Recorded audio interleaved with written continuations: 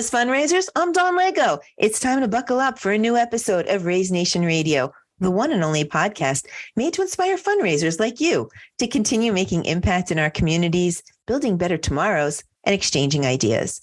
So whether you're a trailblazer or seasoned pro, you'll pick up the trends that transform your fundraising. And together we'll dive into lively conversations and chat with industry-leading fundraisers and thought leaders to explore hot-button issues and innovative ideas. So stay with us for the next 30 minutes while we inspire you to embrace the future of fundraising. All right, well, let's get going. Welcome back, Raise Nation Radio.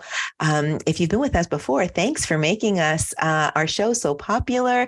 Some of you may know we're up for an award, and I will drop how you can vote for us in the show notes today so that you could get those votes cranking upward, and maybe we can have an award to announce soon. So thank you for making us a fan favorite. And if you're new, welcome. We're so glad that you're joining us. We stream on 10 different podcast channels, so we're everywhere. We're on demand at onecause.com.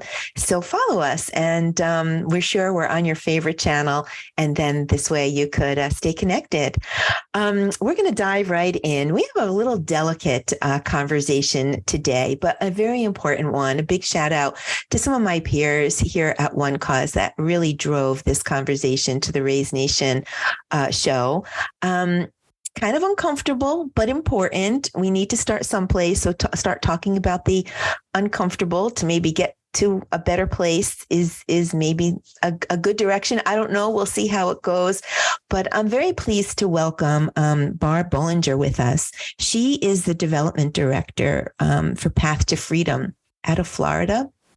And we are going to be talking about human trafficking and just what's going on in the world and how we as people need to help, because it's a problem that transcends every social economic status, gender, race, religion. It knows no boundaries, and it's rough out there. And I think we owe it to ourselves and to the world to become more informed and to just dive in and help, because help is needed.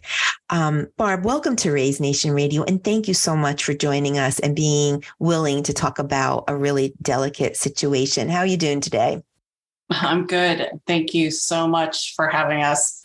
This is such a horrific crime around the world, and we really appreciate the opportunity to be able to talk about it with you. So thanks. I hope I can do the topic justice. I'm going to try. I think I have some silly questions to answer, or embarrassing questions to ask you. But let's start with our audience getting to know you and what it must be like to lead Path to Freedom. Whatever you'd like to share, how you got here, what you do for Path to Freedom, and just let us get to know you a little bit better.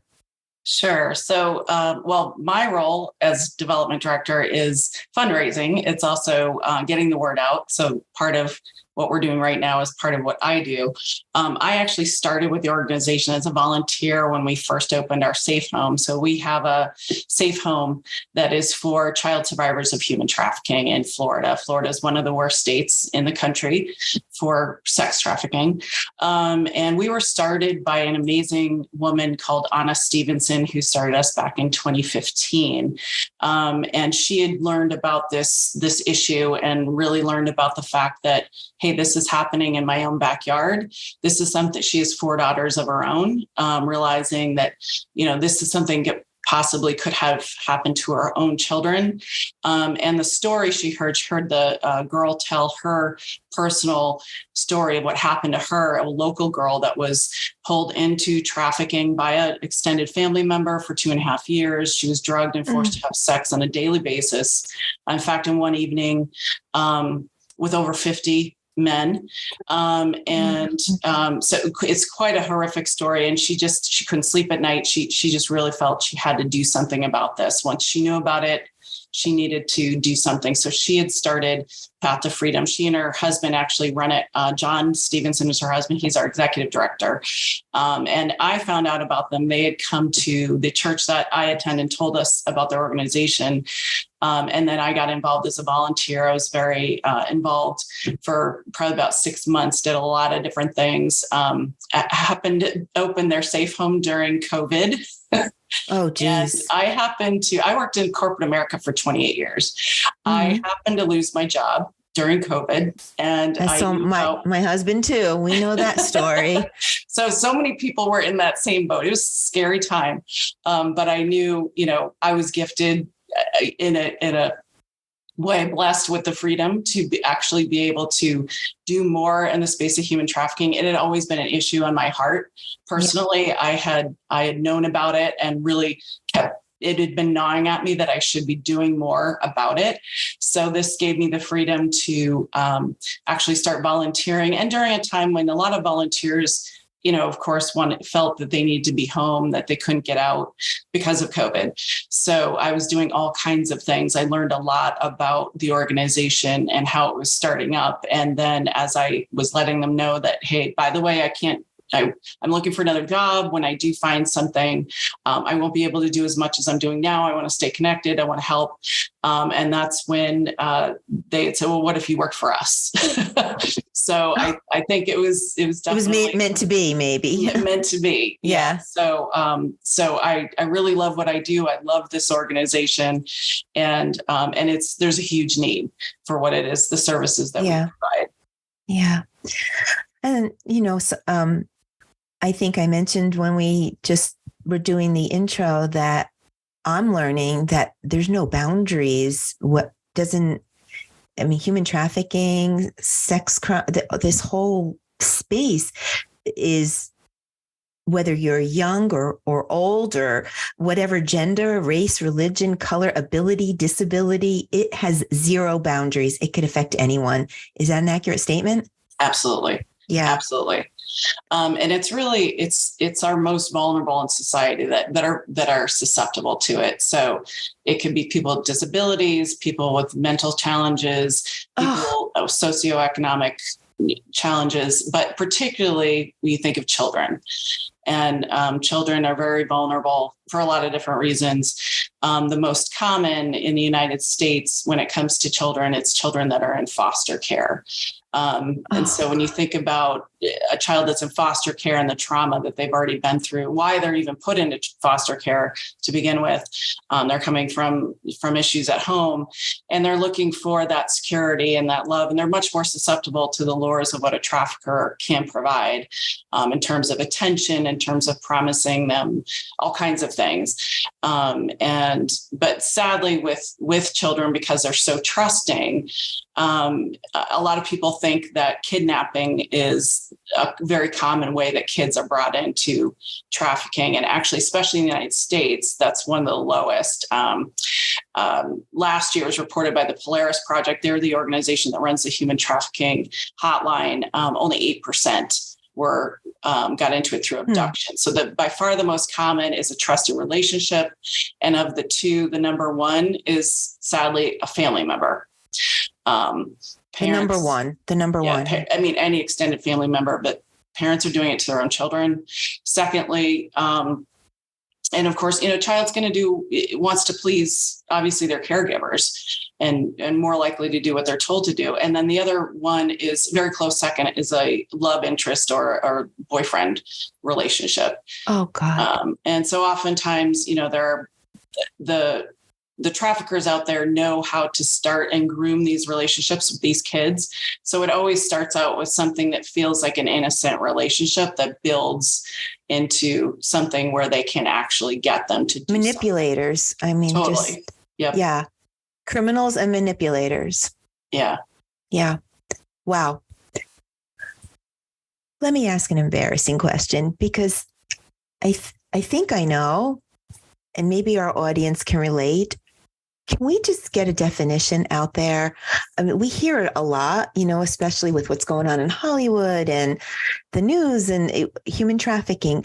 can we just start there and get a definition? And I'm embarrassed to even ask that, but I'm hearing about. I did think it was associated with kidnapping. I did think that, stay close to your kids because somebody's gonna, wrangle them in, and next thing you know, they're going to be gone. And that's where but it's not that. And I'm learning just in the opening remarks that you have. So let's just define it. Can we Sure. start there? Yeah. I'm going to read the official definition of human trafficking. So it is modern day slavery and involves the use of force, fraud, or coercion to obtain some type of labor or commercial sex act. So there's obviously labor trafficking as well. In the United States, the majority of human trafficking is sex trafficking. And in the case of children, that when we say that they're forced into it, if you're under the age of 18, whether or not you say it was voluntary or that you chose to do this, it is still illegal. So if these acts are happening, exchange of goods or services, it is illegal, especially if you're under 18, whether you said that you were not forced to do it or not. Okay. Definition is even worse than I thought it was going to be. So this isn't necessarily, so I think some people think of moving people around when you think of trafficking.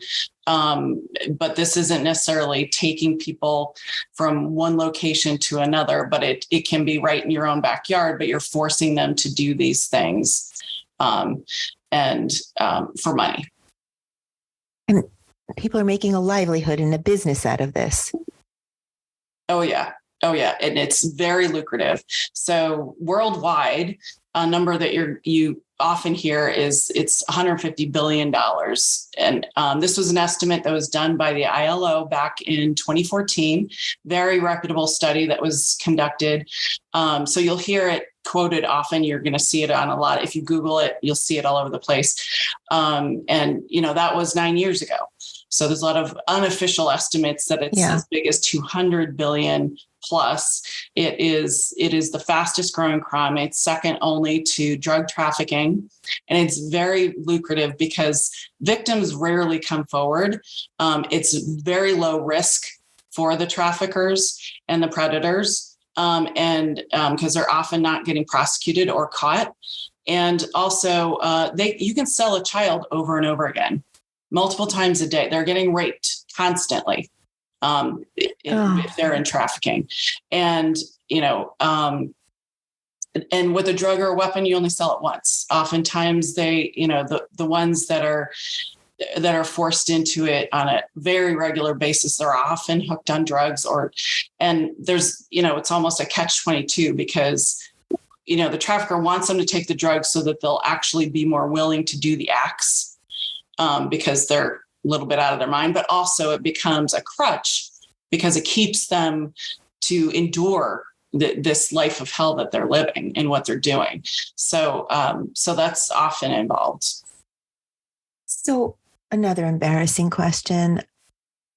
Is that the motivator? It's money is because I got to tell you, there's no money in the world that can get me to wrap my head around this. And the number, the finances, the figures that you put out, that's what we know. People are not necessarily reporting this on their tax return, right? Like, right. So if that's the known amount, I can only imagine what the unknown amount really is. So is that the motivator, or is there something else going on? Oh, absolutely. I mean, it's ultimately it's about money. It's highly profitable. If there wasn't a demand out there, then the traffickers wouldn't be doing it. And that's a whole nother issue of how to address the predators, the sickos, and some of this, there's a lot of different reasons for that we could go down. Some of it is how people are brought up, the culture they're in. They were abused themselves, sexually abused as children, and they often repeat things as adults. Another big, huge problem is pornography.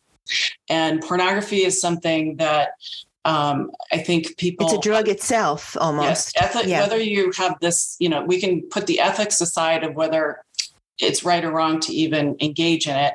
But oftentimes if people think that they're not hurting someone because they're looking at stuff and you don't know what you're looking at. Often what you're looking at is these are people that have been coerced into whatever videos or photos they're watching. People that get addicted to pornography they're wanting to look for the next more exciting things so that they can start looking at adults and moving into looking at children, those kind of things. They might want to act it out. They may go out and then start soliciting prostitutes and going to traffickers and wanting to find, to actually act out what they're seeing. But often what they're seeing is can be children that are being trafficked. Also, especially girls look a lot older than they really are. They often think they might be looking at women, but they're probably young teenagers that have been forced into this. So there's a lot that goes with the industry of pornography that, again, in the United States is the number one consumer of online pornography. So that's one of the biggest drivers of the demand. Mm. Now there's you're located in Florida. Path to Freedom is located in Florida, and we seem to have a larger issue in the state of Florida. Why is that? Is it? Yeah. So we are the quote third worst in the country. Okay. I'm sorry. Yes. In terms of number of cases every year, number of cases that are reported each year, Florida ranks third. California and Texas are above, or quote, have more cases reported. Okay. So it's a variety of reasons. We are an international hub. A lot of international folks come here, but it's also because we are a location we're a big vacation state. We're a big state where a lot of training courses and seminars happen to be located. There's a lot of big sporting events that happen in our state. And in a lot of those environments, unfortunately, there's an encouragement to do things you normally wouldn't do at home. And sometimes it's that what happens in Vegas stays in Vegas. Traffickers know this. So they're bringing, the enticements to those venues and to our state. Also, we have a lot of very wealthy people with second homes down here. When you think of the Epsteins of the world and some of the extremely wealthy that really feel that they're above the law and engage in these activities and not thinking that there's anything wrong with it. So those are multiple reasons why Florida is a hotbed for sex trafficking. Sorry. Oh my gosh. Okay. So we have the gruesome picture now laid out before us. Can we just maybe switch gears a little bit and talk about Path to Freedom? What's going on? What are your programs? What's your role in fighting the criminals and these horrific acts and saving some of these precious lives? Let's talk about your impact and your work there. I would love to, please enlighten us, because we'd love to know what you're doing, how we can do that elsewhere in the country, and of course, what you need in help. But let's talk about what you're doing first. Sure. So, I just want to talk about there's a lot of different organizations that are involved in human trafficking in different ways. So there's some that are there to just help create awareness. There are others that are trying to create funding that's kind of a pass through to other organizations that are directly working with survivors. There's also the rescue organizations, kind of like what you see in Sound of Freedom and their organization, which is, I would say, when you get into rescuing and law enforcement, that's one of the toughest things.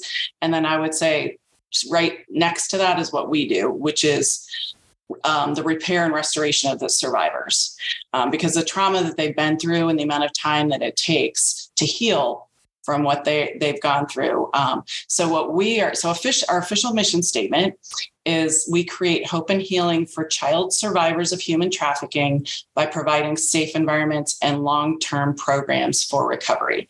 So we have a safe home. We call it the Magnolia House, and we are licensed to serve girls between the ages of 12 up to 18. 12. Oh God. And they, and there's, and so and it, officially the average age of a child entering the life is 12 to 14.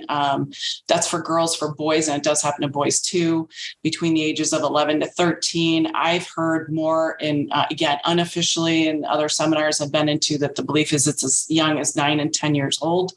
And some of that's just the proliferation of technology more and more into kids' hands. COVID definitely made that worse. That is the number one way that children are initially brought into trafficking and contacted. So what we do, so there's something called in the state of Florida. So we are licensed with DCF, stands for Department of Children and Family Services, which is often also called the foster care system. But what happens is when a child is rescued from human trafficking, they are automatically, if they're underage, under 18, they are put into DCF, or the foster care system. Then they are identified as what they call a CSEC child. It stands for commercially sexually exploited child. And those are the children. So if they're identified as a CSEC, those are what is referred to us. And we are a CSEC licensed safe home is what we are. So, and what they do, so when they come, obviously they stay and live at our safe home. We are a family first model of care, and we are trauma informed. When we say family first, we want it to feel like they're a part of a family and not just a group home. So it's actually run, the house mentors are male and female married couple. And we really want them to, again, doesn't feel like it's a program, because this isn't a 30, 60 or 90 day type of thing. It's each girl's situation is different. Every recovery program for them is different. So we want them to feel like they're part of a family and they're part of a home. And they've often never experienced a healthy relationship with a father figure or a man or men in general. And to have an example of, what does a happily married couple look like? Now we do have rules around, men being alone with the girls, and we have a lot of female volunteers and female staff. So there's never any time where he's not alone with any of them, but at least they're feeling as a family unit. They're having meals together and things like that. And then we have an on-site school. So they don't go to public school for a couple of different reasons. Safety is one, but also it's a location where they can be contacted by their trafficker. In fact, some kids are recruited at school. Where they're supposed to be safe. Yes. Yeah. But the other big reason is a lot of these girls that come to us are well below their grade level. And they really need individualized one-on-one education. So we actually we assess them, and then we do individualized education for each girl based on where she's at, to help fast track her and get her up to where she should be. And we are an accredited homeschool. So we actually have had, since we've been open for a little over 3 years, we have had one girl that did graduate and has our high school diploma. She's actually in college now. So we're really happy about that. She has a job, part-time job.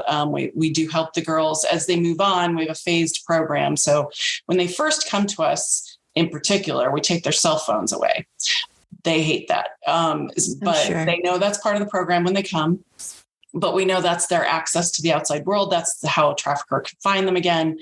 They can phase into being able to have like a dumb phone after a certain. It almost feels like they're being punished in a way when their peers have phones, right? And I'm sure it's so hard to have gone through what they've gone through, and then to be part of a home that's a home but not a home, and then have their cell phone. I mean, in the mind of a 12-year-old, it just keeps getting worse. I mean, oh my God. And that is hard. It is. But I mean, in other group homes where they have phones, and sadly, you're keeping them safe. Yeah. Yeah. There are kids that get recruited in other safe homes.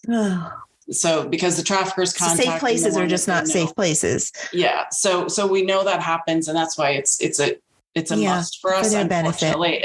But that's probably one of the hardest obstacles in the beginning. We do have horses on property. We have rescue horses, and the girls love that.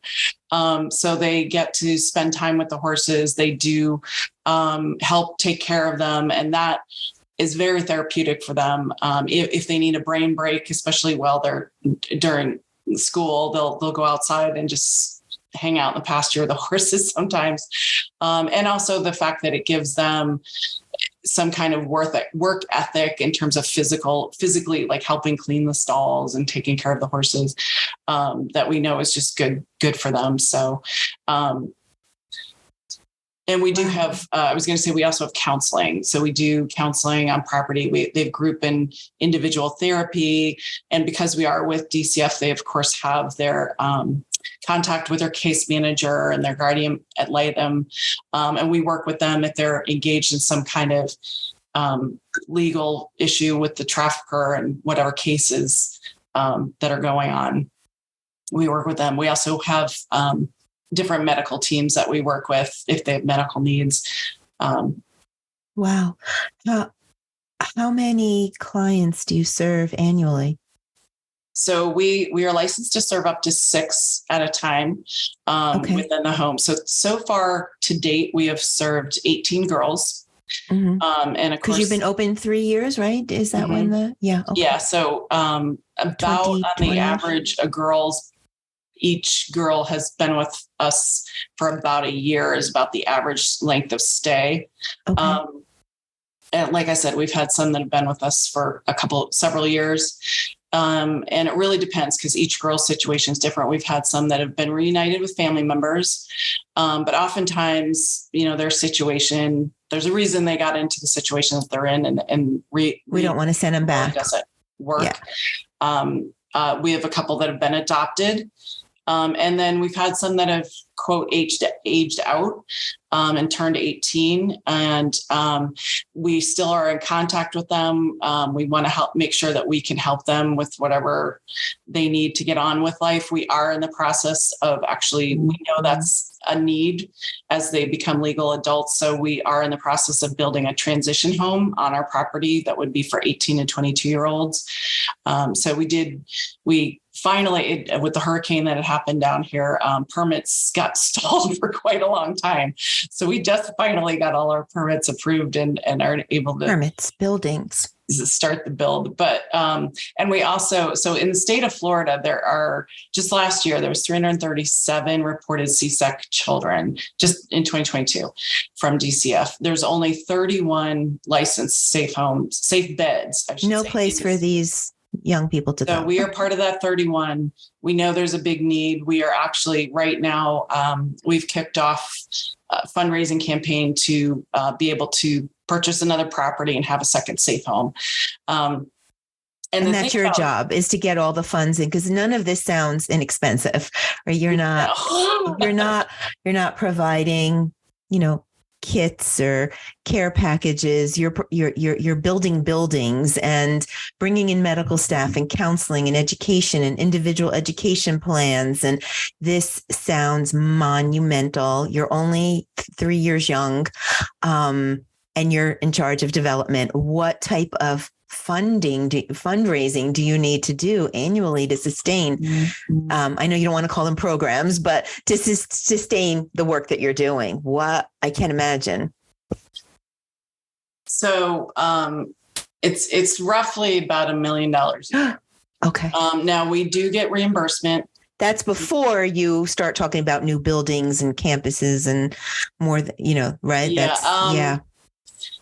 And I should say it's probably a little less. It's probably about 800,000, but staggering numbers though, nonetheless. Yeah. And but when you think about there's some of that cost is as we're building things out and trying to create this, our ongoing, just our operational costs, they're about $500,000 to $600,000 a year. So, she says. And we do get a fair amount reimbursed from DCF, which obviously helps. We couldn't operate if we didn't. Yeah. But we also know this transition services, this will all be donor funded. So that one will be 100% donor funded. It will not be as expensive, being this is meant for girls that are older that have gone through our program, that we're helping them to find jobs, to get out on their own, learning how to manage money. And part of that may be that we start charging them a small amount of rent if they're staying at our safe home there. Mm-hmm. Things like that. So, and helping them find schooling, whatever it is that they're needing. To be self-sufficient. But what we want is we want long-term recovery. Right. We do not want them going back to the lifestyle they were living before they came to us. You need to give them all the tools that they would get, in order to do that. I mean, you have to really prepare them if they're going to have long-term recovery in so many different ways, education and jobs and clothing and so much. Oh my gosh, I can't even imagine. You're kind of being a family and disciplinary and love and a home and the environment all together. It's just overwhelming to even think about the infrastructure that you have to build in order to achieve recovery. I'm heartwarmed and very overwhelmed. And we have some amazing volunteers. I mean, there's a lot of things that have been donated to us as well. So, I mean, we have, how can we help? Let's get there. What do you need? So I'm hearing the story and I'm like, okay, I have clothes here. Maybe I can ship them down. Would that help? I don't even know. What could volunteers do? What donations do you need? We obviously know, monetary. I would assume there's a button on your website, to donate, but how could people get involved and what do you need? If anyone's listening to this, what do you need? How can we get involved? So we do. So on our website, we do have a section about getting involved, and there is a list with changes of our needs. If you wanted to be a direct volunteer, so to be a direct volunteer, which means literally working with the girls coming to the safe home, there is a requirement of 21 hours of online coursework. You have to get fingerprinted, background checked, and all of that. And we actually have. We actually have quite a few of those, which is wonderful, but we could always use more. And quite recently, because of the movie Sound of Freedom, we've gotten a lot more people signing up, which is wonderful.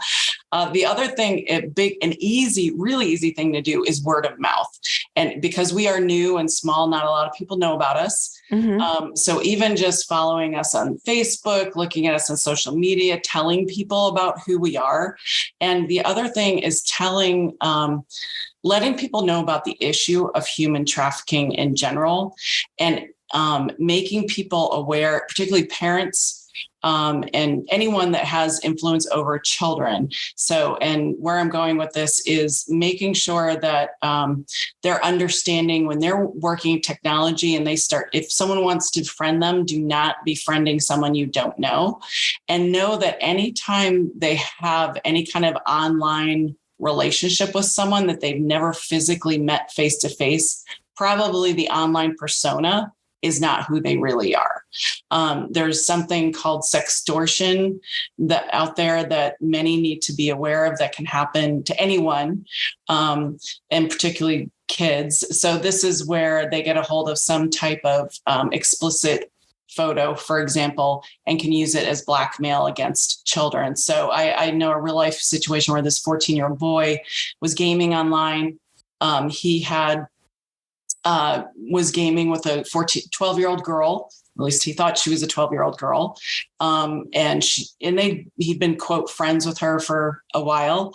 And then she started texting him. She got his number. They started texting each other. And again, he thinks of her as a friend.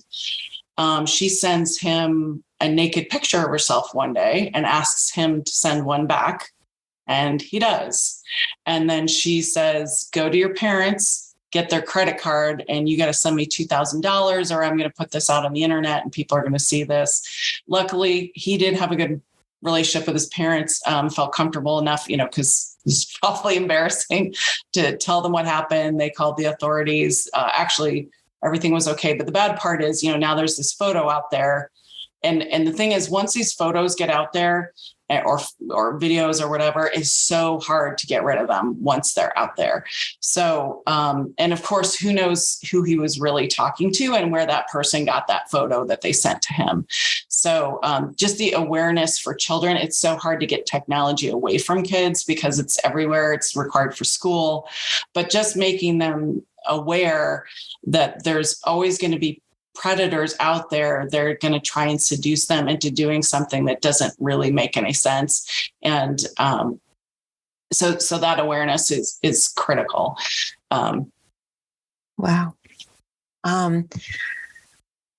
So you mentioned a couple of things. I have so many questions for you. I have 2 children, so I'm heartbroken right now. I want to, finish up this podcast with you and, call my 20-year-old daughter, who, thank God, hasn't been a victim, but just, I don't know. I just feel like I want to talk to her. You mentioned earlier in the podcast that it's easy to get away with this crime. And I assume that it's also hard to get out of being a victim. Can you shed a little light on that? Why is it so hard to get out of being a victim? I applaud this young boy that you're referencing the story, that he thank God he had a good relationship with his parents, and that, he could make a good choice following a bad choice. But you can easily see how we would get pulled into that, right? But why is it so hard to get out? And why is it so hard to convict the criminals? Why is that situation even happening? So once someone gets into it, so the traffickers really, really know how to play a mind game on their victims. And the biggest thing is threats. So threats of violence, threats of hurting loved ones. That's a big one. And then exposing them. They're often told that they are a criminal themselves, that they are a prostitute, that they could be sent to jail themselves. So there's a lot of coercion that is played on these victims. And then once they're in it for a while, oftentimes their quote normal life, this could be a girl living at home with parents that has a boyfriend that the parents don't even know, because this does happen. Parents don't even know that she's being trafficked by her boyfriend, but she may be acting out. She's not doing well in school. She's withdrawing. And those can definitely be signs to want to know what's going on. But when it becomes the only way they know how to make money eventually, and some of that's because, they're getting behind in school, they don't have. But the victim's not making the money. The victim's just being is a horrific sense of bullying and coercion, sure, right? They're not making anything. It's the trafficker that's making the money, or do I have that wrong? No, you're right. But the trafficker is often taking care of them in some way. I see. So now I was giving you an example of someone that's literally living at home with their parents. Obviously there's others that are, living in a brothel or living living with their boyfriend. It just keeps getting worse. Or if it's the parents themselves that are trafficking the child. So they're caring for them. They have a home. And so, in order to pay for their living expenses, that's all they know how to do. It often, a lot of these kids can eventually be prostitutes on their own because, again, that's all they know. Yeah. So and why is it so hard to convict? I mean, it's such a horrific. So the victims often, so some victims actually don't identify themselves as victims. They can be mentally convinced that they chose this. Or they're so afraid to say anything, like I said, because of the backlash. In fact, there was a man, and it's interesting, I'm telling you male examples, but it's still the majority is females. Yeah. This happens too, but there's a man that's, I think because there's more coming out about men because we want to make more awareness about it.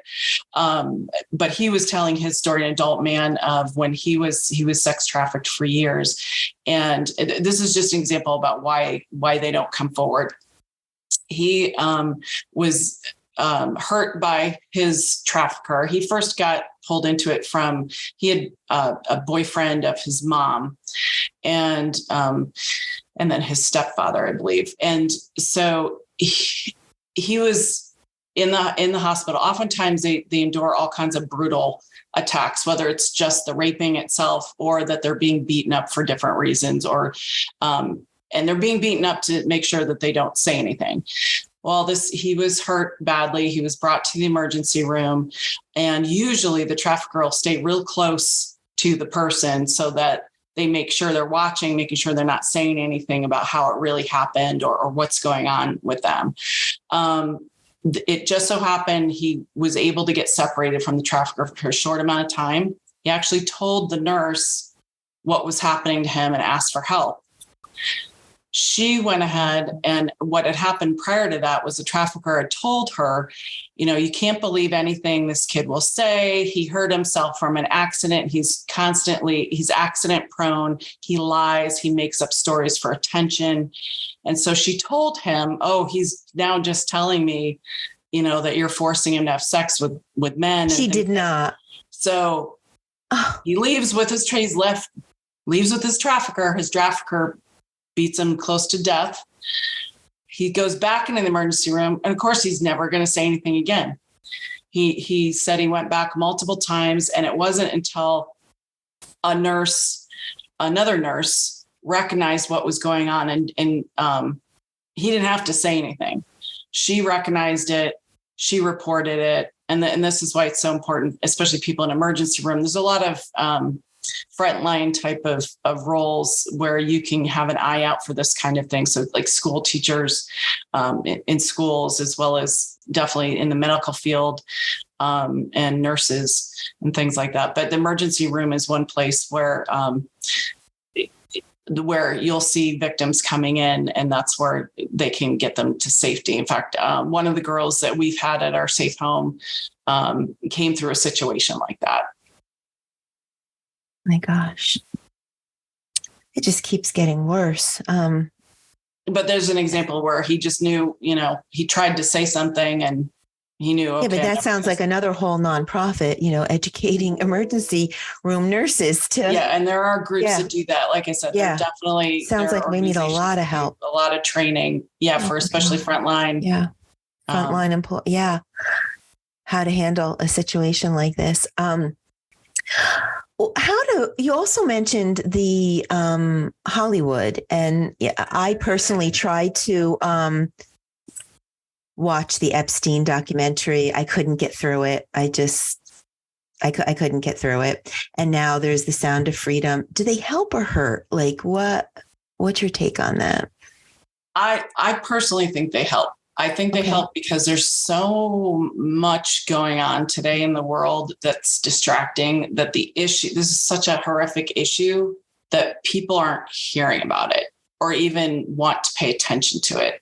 So, regardless of opinion of like, is this sensationalizing the issue? Is this a good portrayal of what really happens? First of all, The Sound of Freedom, really, the story is real. Like what happened really did happen. It's a true story.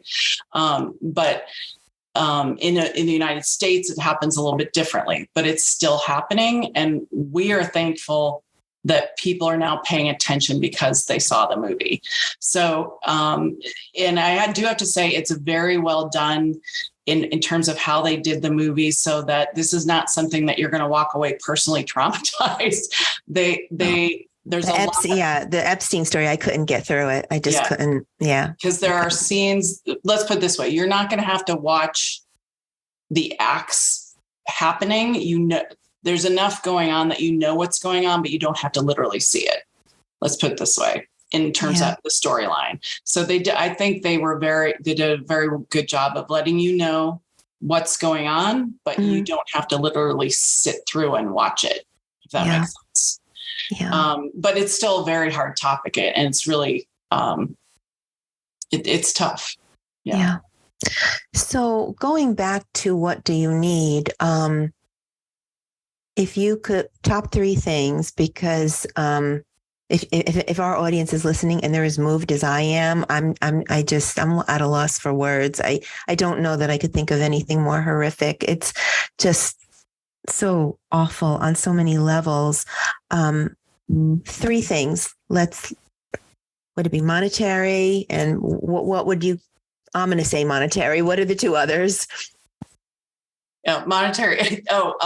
Spreading the word about us. I mean, and awareness of the issue, both just that it's out there, that path to freedom exists for one thing. And making children and parents and people that are involved with kids aware and having a good eye out for possibly being lured into it. And if you see something, say something. And that is our recommendation is to call local law enforcement. The human trafficking hotline is out there, but that has now been promoted so much. It's in airports, it's all over the place. They're actually overloaded. And so their capacity, they're focused on helping victims calling in that need help.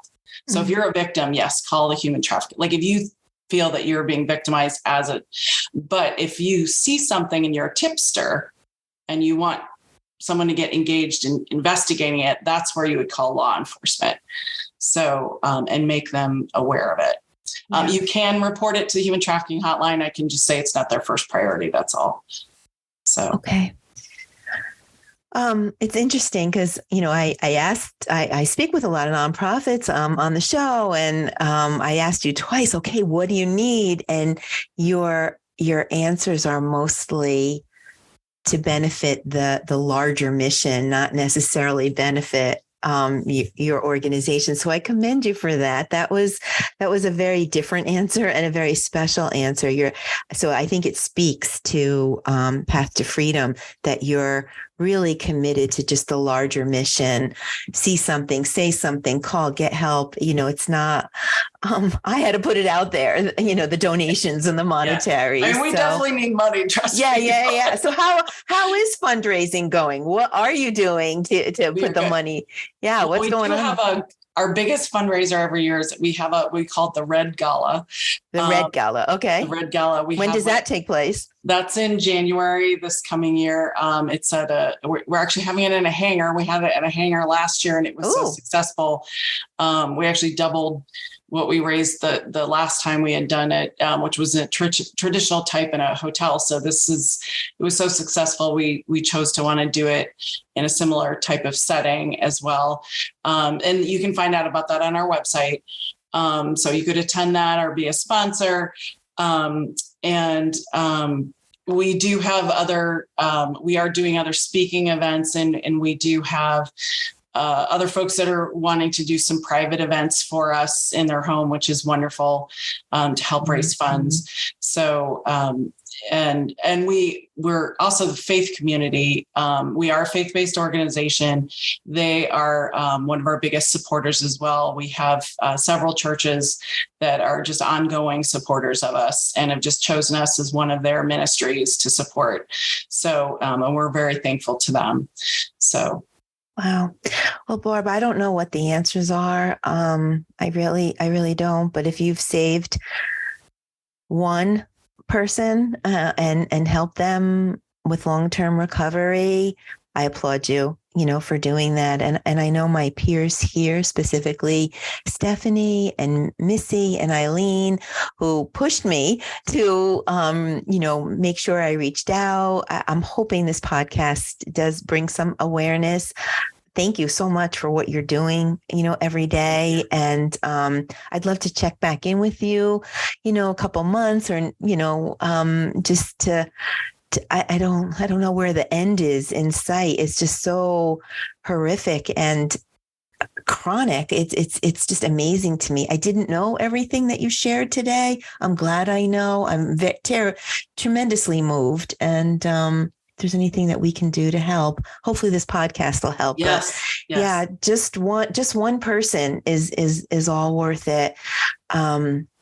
So thank you. And thank you for shedding some light on this. And I know my peers are going to be feeling proud that we could do our little part, just, in spreading awareness.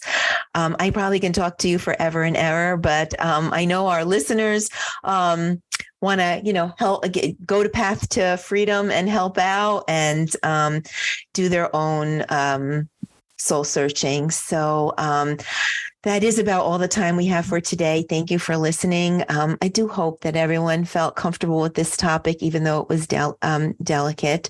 We do have new episode releases every Thursday at 12:30 p.m. That's Thursdays, 12:30 p.m.